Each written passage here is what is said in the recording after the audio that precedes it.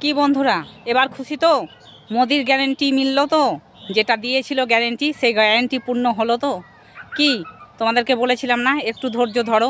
12 পাতা form fill up করে একবার যদি তোমরা সারা জীবন টাকা পেতেই থাকো, বছরে 36,000 করে টাকাটা কিন্তু কম নয়।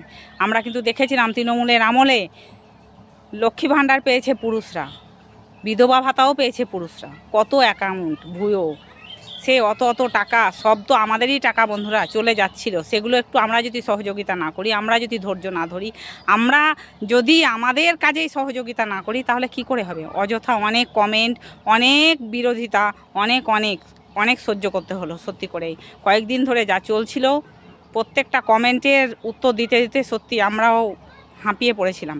তোমাদেরকে বলেছিলাম গ্যারেন্টি দিয়েছে, মোদির গ্যারেন্টি কোনো দিন ফেল হয় না। গ্যারেন্টি অবশ্যই দেখলে তো, অন্নপূর্ণা ভাণ্ডার ঢুকে গেছে।